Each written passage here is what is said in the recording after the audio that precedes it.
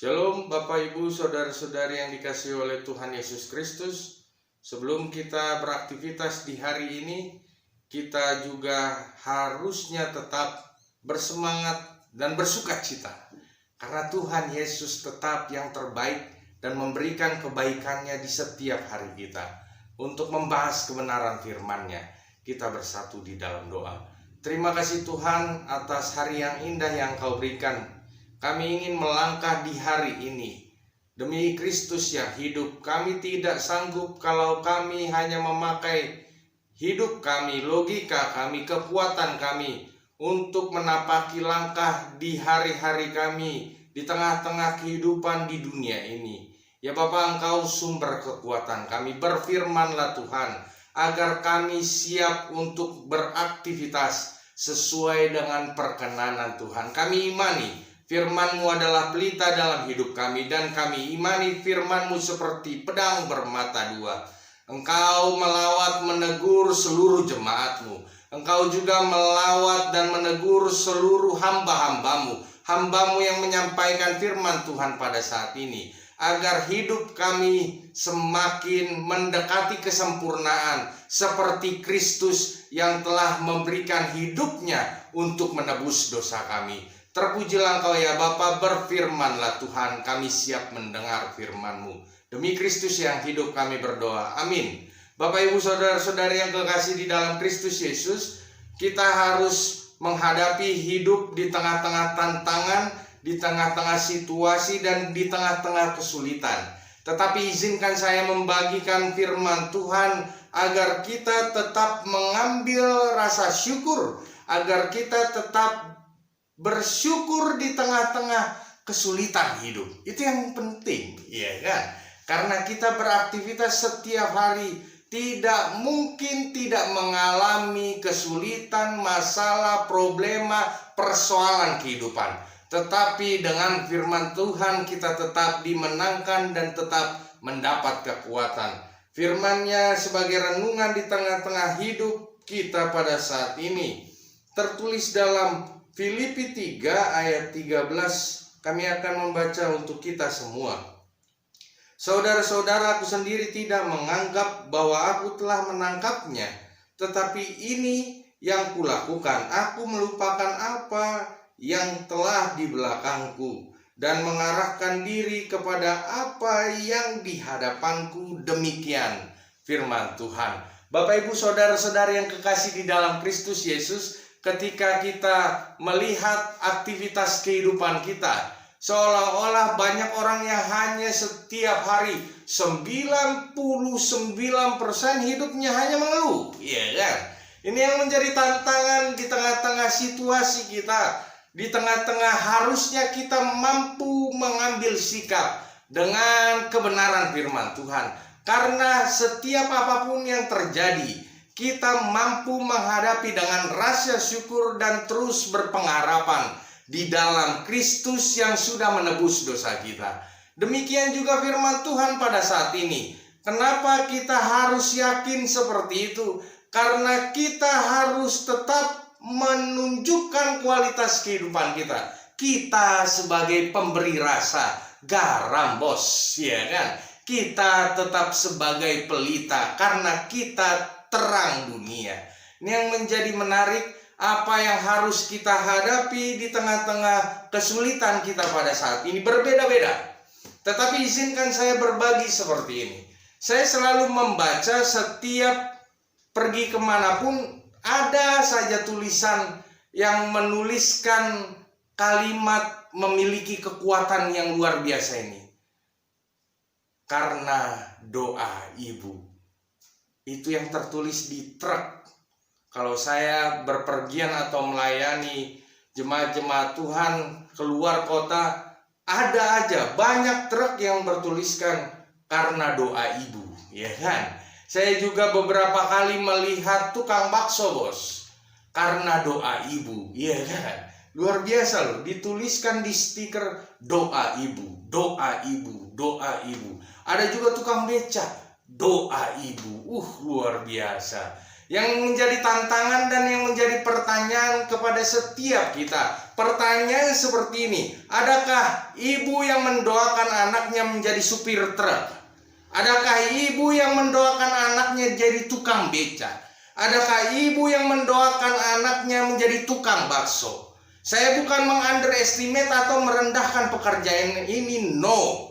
Tetapi yang menjadi menarik pengalaman mereka. Saya bukannya merendahkan, sekali lagi saya bukannya merendahkan. Karena saya melihat itu yang menjadi perenungan tersendiri di tengah-tengah kehidupan saya, di tengah-tengah kehidupan kita juga seharusnya, di tengah-tengah pengalaman mereka. Maka saya bertanya kepada setiap ibu yang ada di gereja, jawabnya ternyata enggak. Enggak ada ibu yang mengharapkan anaknya bekerja keras, bekerja sulit, atau bekerja kasar. Bukannya tidak baik, itu baik. Tetapi izinkan saya mengatakan, di dalam lubuk hati ibu tidak ada yang mengharapkan anaknya menjadi tukang beca. Tetapi yang menjadi menarik seperti ini, doa ibu. Karena doa ibu, saya tanya beberapa mereka yang menuliskan kalimat sederhana itu, kenapa dituliskan seperti ini? Emangnya ibunya abang, ibunya mas menginginkan pekerjaan ini menjadi pekerjaan anaknya? Enggak. Karena saya yakini ketika saya di situasi masa lalu yang harusnya saya menang, harusnya saya bisa menjadi orang baik, orang yang mampu bekerja di tengah-tengah kantoran, tetapi karena sekolah saya terputus oleh karena tingkah laku saya, maka pekerjaan saya seperti ini. Tetapi saya mengharapkan ibu saya tetap memberikan doanya di tengah-tengah apapun pekerjaan saya. Yang penting saya lakukan halal, mas. Ini yang luar biasa. Yang saya ingin katakan, berbagi di tengah-tengah kehidupan kita. Seperti Paulus juga melupakan apa yang sudah menjadi masa lalunya ketika dia menjadi panglima untuk menghancurkan kekristenan. Tetapi izinkan saya mengatakan, dia juga melakukan hal yang luar biasa, berstatement di depanku, hari depanku, hanya untuk mempermuliakan nama Tuhan, hanya untuk menjadi pekerja Tuhan. Bapak ibu saudara-saudara yang terkasih di dalam Kristus Yesus, maka syukur itu penting. Seperti tukang bakso tersebut, dia katakan, ya nggak apa-apa mas, pekerjaan saya seperti ini, yang penting ibu saya mendoakan. Hasilnya juga anak saya bisa sekolah mas. Iya, itu yang luar biasa. Mensyukuri apa yang sudah kita miliki. Bapak ibu saudara-saudari yang kekasih, kita lupa mensyukuri gubuk yang sudah diberikan Tuhan. Kita hanya melihat istananya orang. Kita lupa mensyukuri istri yang mungkin badannya seperti kulkas 3 pintu. Iya kan? Sorry ya, saya ingin katakan, kita hanya melihat mereka-mereka yang cantik luar biasa. Sorry, kita hanya melihat suami sebagai oknum. Suami saya kerenya bukan main. Kita melihat pola pandang dan sudut pandang di mana kebahagiaan terpancar jadi orang lain. Kalau aja gue dinikahi oleh rapi bener ya kan, rapi bener ya kan, bukan rapi amat ya, rapi bener ya kan. Bapak ibu saudara-saudari yang kekasih di dalam Kristus Yesus, ini kita di mana kita lupa mensyukuri apa yang sudah Tuhan berikan di tengah-tengah hidup kita. Ini yang menjadi perenungan setiap kita melihat hari depan. Agar engkau memiliki rasa cukup, engkau harus bersyukur.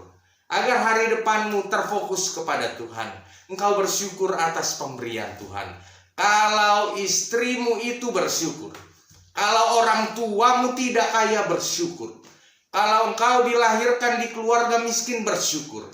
Kalau engkau memiliki pasangan yang tidak bisa memiliki keturunan bersyukur.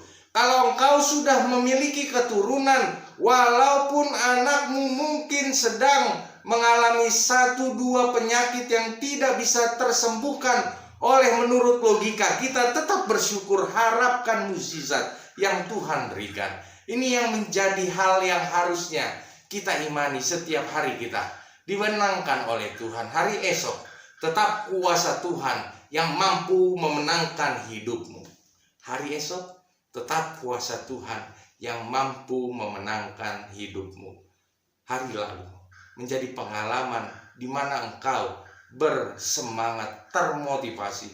Orang tuaku miskin, aku harus kaya dengan kebenaran firman Tuhan, maka aku menjadi pekerjanya, pekerja keras dan tidak korupsi, tidak maling, tidak mengambil yang bukan hakku. Itu kaya di dalam Tuhan. Bapak ibu saudara-saudari yang kekasih di dalam Kristus Yesus, kembali kepada kebenaran firman-Nya. Tuhan Yesus semakin memberkati hidup kita. Jadikan renungan di dalam kebenarannya.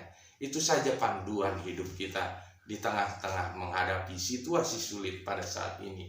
Kita harus bersyukur. Amin. Kita bersatu di dalam doa.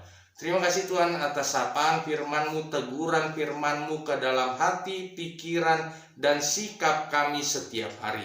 Biarlah Engkau Tuhan selalu menguatkan kami di situasi kehidupan kami. Demi Kristus yang hidup, kami ingin menjadi pelaku firman-Mu. Terpujilah Engkau ya Yesus, yang telah memberikan semangat baru di tengah aktivitas kehidupan kami. Di dalam Kristus kami sudah berdoa. Amin.